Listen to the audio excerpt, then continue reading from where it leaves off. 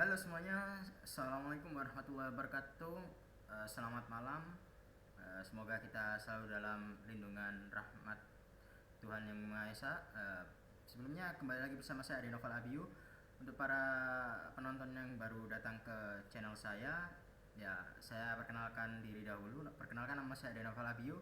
Saya mahasiswa dari Teknik Elektronika PENS 2018. Ya, jadi pada video kali ini saya akan membahas tuntas mengenai penyelesaian akar-akar menggunakan metode Newton-Raphson dan penggunaan metode Gauss untuk penyelesaian persamaan matriks yang akan saya tunjukkan studi kasusnya di slide berikutnya. Ya, langsung saja kita menuju ke slide selanjutnya.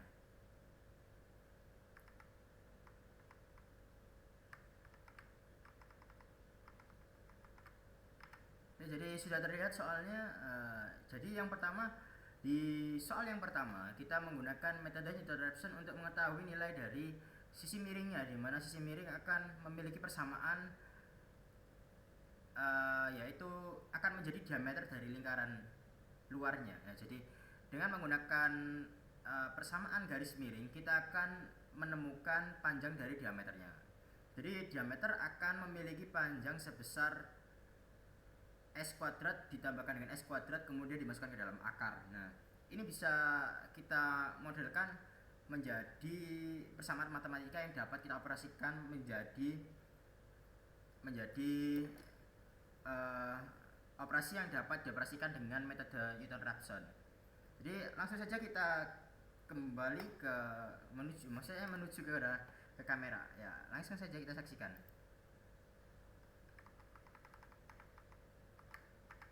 Ya, jadi di sini sudah saya siapkan kamera untuk meninjau dari pekerjaan saya. Jadi langkah pertama yang harus kita lakukan adalah menggambar dari lingkaran ini sesuai soal. Nah, kemudian kita analisa. Di sini saya membuat sebuah diagonal yang mempresentasikan diameter dari lingkaran besar, di mana diagonal ini membagi persegi menjadi dua buah segitiga sama kaki. Jadi di sini menjadi dua sisi yang berbeda, yang sama maksud saya. Jadi besar diameter sama dengan akar S kuadrat plus S kuadrat, di mana besar diameter sama dengan 2S kuadrat. Nah, dengan memasukkan nilai S dengan nilai S yang diketahui dari soal, akan kita dapatkan nilai diameternya sama dengan akar 392. Nah, di mana nilai dari akar 392 ini kita tidak ketahui berapa nilai eksaknya. Nah, kemudian untuk mengoperasikan ke dalam bentuk Newton-Raphson agar kita mendapatkan nilai dari akar-akarnya, maka kita harus mengubah bentuk fungsi seperti ini menjadi fungsi persamaan fx yang baru. Jadi kalau kita dapat modelkan seperti ini, tetapi jika kita menggunakan pemodelan seperti ini tidak dapat digunakan dengan metode Newton-Raphson. Kenapa? Karena ketika ini dikuadratkan di ruas kiri dan ruas kanan akan menghasilkan nilai yang memiliki akar, di mana nilai yang memiliki akar yang saya maksud adalah akan terbentuk variabel minus 2D akar 392, di mana tidak akan dapat dicari penyelesaiannya. Nah, oleh karena itu di bentuk yang ini kita kuadratkan ke dua ruas. Jadi akan terjadi persamaan, yaitu D kuadrat sama dengan 392. Nah, dari sini kita dapat ketahui bahwa pemindahan ruas dari kanan ke kiri akan menjadi bentuk baru, yaitu bentuk fx, di mana fx ini sama dengan D kuadrat dikurangi 392. Nah, karena bentuk persamaan awalnya ini sama dengan 0, nah 0 itu kita bisa ganti dengan fx karena kita akan memasukkan nilai D yang berubah-ubah atau nilai D yang kita anggap sebagai pendekatan dari nilai akarnya. Jadi langsung saja kita coba pembentukan persamaan. Jadi tahap yang pertama yaitu kita harus mencari model matematika dari persamaan akar yang ingin kita selesaikan. Jadi di sini kita sudah temukan persamaan akarnya, yaitu D kuadrat dikurangi 392. Nah, karena kita sudah menemukannya, kita langsung saja mulai ke iterasinya, di mana bentuk awal dari Newton-Raphson yaitu kita harus melakukan tinjauan untuk nilai awalnya dahulu. Jadi kita ambil sembarang nilai, bisa negatif dan positif, selama itu merupakan bilangan real ya. Nah, kemudian kita substitusikan atau kita masukkan nilai yang kita tentukan tadi ke dalam fungsi ini. Apabila ini menunjukkan kurang dari 0, maka atau Jadi misalkan kita menunjukkan nilai d kuadrat ini kurang dari 0, maka kalau kita lihat dari grafik Newton-Raphson, tidak itu nilai prediksi akar itu terletak di bawah garis perpotongan sumbu X. Jadi tidak disarankan untuk mengambil angka apabila sudah didapati nilainya itu negatif, tidak disarankan untuk mengambil angka di bawahnya. Jadi kita harus naikkan atau kita lakukan pendekatan cara sederhana seperti ini. Di sini terlihat nilai dari persamaannya jadi 392, di mana pendekatan terdekat dari angka kuadrat yaitu 20, di mana 20 itu akan memiliki nilai 400. Sedangkan untuk nilai 19 kuadrat terletak di angka 361. Nah, ini kan lebih dekat ke 20 daripada ke 19.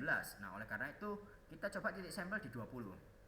Nah, untuk iterasi ke 0 kita tentukan nilai awal 20 dari hasil analisa yang tadi. Nah, kemudian kita substitusikan ke dalam persamaan yang atas ini dengan nilai 20. Nah, untuk persamaan yang disubstitusikan yaitu adalah fx dan f aksen x, di mana f aksen x akan bernilai 2D. Nah, jadi kita substitusikan akan didapati hasil fx yaitu 8 dan hasil f aksen x yaitu 40. Nah, kemudian kita dapatkan x1, di mana x1 ini akan kita substitusikan ke dalam variabel d berikutnya. Nah, jadi variabel x1 ini akan kita substitusikan ke dalam iterasi 1 untuk proses iterasi selanjutnya, dan akan terus berulang hingga kita menemukan angka yang sesuai dengan kriteria error kita. Nah, kemudian setelah kita dapati nilai fx dan f aksen x, maka kita harus mengurangi nilai awal tadi dengan fx dibagi dengan f aksen x, di mana akan didapati nilai 19,8. Nah, dari sini kita bisa mengecek kita bisa menggunakan bantuan dari perhitungan manual untuk mengecek apakah ini sudah memenuhi error yang kita butuhkan gitu. Jadi untuk mempercepat proses, saya gunakan alat bantu hitung di sini untuk mengecek berapakah 19 kuadrat. Jadi saya di sini memakai besaran error sebesar, jadi saya menetapkan errornya yaitu 0,001. Jadi saya menggunakan 3 digit error. Nah, kemudian kita bisa coba untuk mengkalkulasi 19,8 apakah sudah memenuhi dari error kita, di mana nilai error didapatkan dari nilai akar dikurangi dengan nilai yang didapatkan ini nanti. Jadi apabila masih terdapat selisih yang melebihi dari nilai error, maka kita akan lakukan iterasi terus-menerus hingga jumlah error berkurang dari yang kita tentukan. Ya, mari saja kita coba untuk mengetes dikalikan 19,8 juga. Nah, ternyata di sini bila kita kurangkan dengan 392 akan terdapat error sebesar 0,04, di mana batasan error yang kita tentukan yaitu 0,001. Nah, berarti kita harus lakukan iterasi ulang.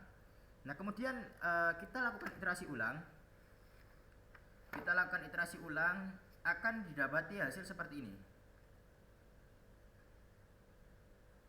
Nah, setelah kita lakukan iterasi ulang, kita akan lakukan iterasi 1, di mana langkahnya sama, yaitu fx dari nilai d yang tadi, yang atasnya kita isi dengan 20, kita ganti dengan nilai x1 yang sudah kita tentukan yaitu prediksi akar-akar barunya.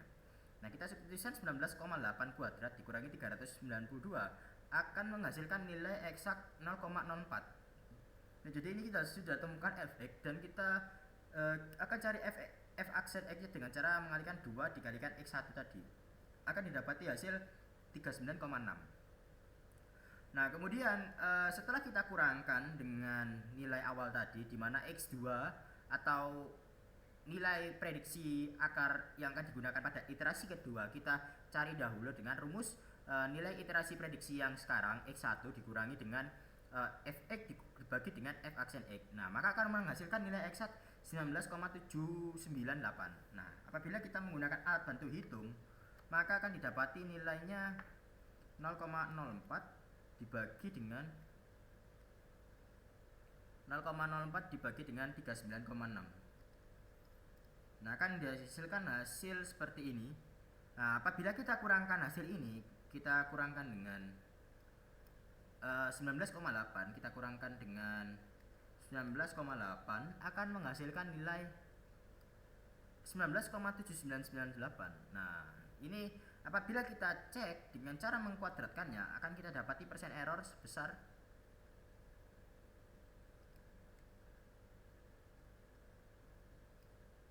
Nah, jadi kita dapatkan nilai eksak 392,00001 di mana kriteria dari error yang kita tentukan tadi yaitu sebesar 0,0001. Nah, jadi kalau kita lihat di sini kita kurangkan dengan 392, error yang masih terjadi yaitu pangkatnya order 6 di mana di sini kita acuannya yaitu order 3. Nah, maka dari sini sudah ditemukan nilai dari akar-akarnya yaitu sebesar 19,798. Ini adalah akar-akar dari nilai diameter tadi. Nah, jadi dari sini kita dapat temukan luas lingkaran yang diarsir yaitu dengan mencari luas lingkaran total, luas lingkaran arsir sama dengan luas lingkaran total dikurangi dengan luas persegi. Nah, jadi luas lingkaran total sudah kita temukan tadi di mana luas lingkaran yaitu pi r kuadrat dikurangi dengan s kuadrat. Nah, di mana pi r kuadrat, nah kita dapati nilai r yaitu adalah setengah d. Jadi ini kita bisa ubah bentuknya seperti ini, kemudian kita kurangkan dengan s kuadrat, maka akan didapatkan hasil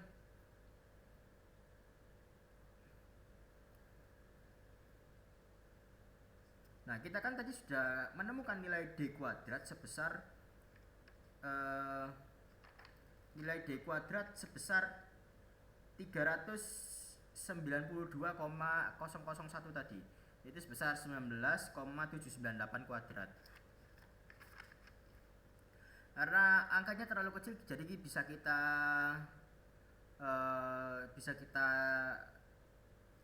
abaikan karena terdapat order 6 pada perhitungan skala ratusan, jadi bisa kita abaikan dengan nilai 392. Jadi kita sudah temukan nilai d kuadratnya di 392 dari akar-akarnya ini tadi. Ini merupakan diameter, bukan jari-jari. Jadi diameternya jari-jarinya akan ditemukan setengah dari diameternya tadi. Nah, kemudian di sini setelah kita temukan ini, kita kurangkan dengan s kuadrat, di mana s kuadrat yaitu 14 kuadrat. Jadi bisa langsung kita operasikan. Kita memakai bantuan kalkulator, pi dikalikan dengan 392 dibagi dengan 4 akan didapatkan hasil 307,87.